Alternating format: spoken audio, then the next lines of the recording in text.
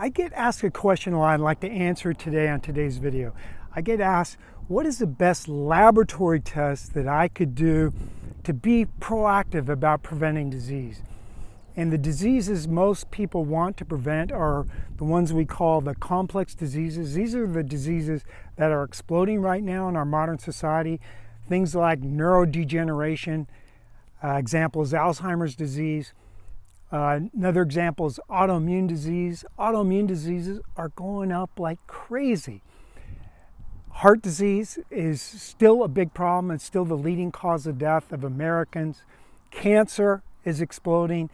They now say that 1 out of every 2 men and 1 out of every 3 women will get cancer. So cancer is almost the new normal.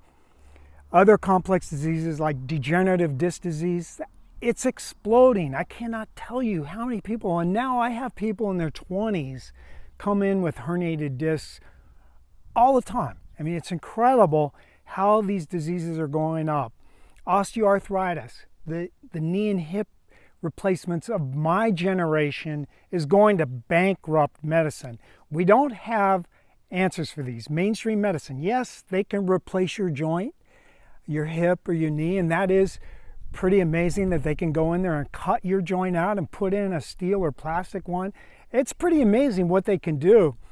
But wouldn't it be better if we could prevent these things instead of reacting to them? Of course, the drugs for the other diseases like cancer and Alzheimer's and autoimmune, sometimes they help the symptoms, but they almost never make you healthier. You have to watch out for rare side effects, or not rare side effects, but side effects of things that would otherwise be rare, like exposure to rare infections or to getting a cancer because of the side effects of your treatment. You know, that doesn't sound like a very healthy way to go. So up until recently, there's not been one single test that I would get excited about because a lot of tests give us a small piece of the puzzle. But now we have a very upstream test we can do that tells us about many, if not all, of the downstream effects. And the interesting thing about this is your regular doctor is not going to tell you about this. And that's because your regular doctor has not heard of this. Okay? But it's a test that I do on all my patients if I can. I recommend that they do this test. Of course, I can't force them to do it. It's something that I have my family do, you know, my parents, my kids, my spouse. I do the test on myself, and I use this test as the marker. So I don't know if you've heard, but I've mentioned on other videos that one of the causes of the complex diseases is a problem with energy. So energy is ultimately made in our mitochondria. Mitochondria are little engines that exist inside our cells. They're little engines and they make energy. That's their function. And the fuel they use to make energy is hydrogen. So hydrogen is the most simple element on the periodic table. It has 1 proton and 1 electron. So hydrogen is stripped off our food, and when it goes into the mitochondria, it makes our energy. So our food is the gasoline, but really our food is broken down into the gasoline, which is hydrogen. So hydrogen causes energy. Now there's an isotope of hydrogen. And what does an isotope mean? Well, it's a fancy physics term that means that the atom is the same except it has an extra neutron, which makes it twice as heavy. So we call it heavy hydrogen, or another fancy term that was discovered in 1931, deuterium. So deuterium is a heavy hydrogen. What is key about deuterium is that when you get deuterium into the mitochondria, they gum up our engine so that it sputters and then it breaks. And so it leads to all of the complex diseases. So it just depends on where this happens first. A lot of times it's in the brain and the heart. These are the most energy hog systems that we have. The brain uses very high energy. It's only 2% of our body weight, but uses 20% of our energy. So getting back to deuterium, for the first time It can be tested. We know from research what an optimal level is.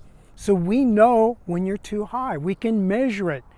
Then we could say, you need to step up your game.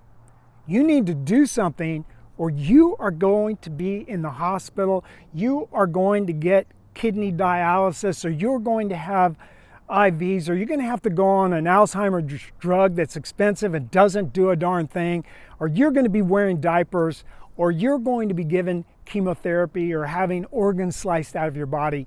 You're headed for that.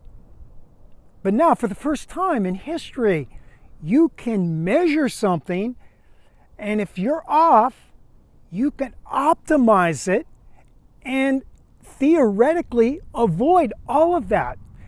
And yes, none of us are going to live forever. We all will tend to accumulate deuterium.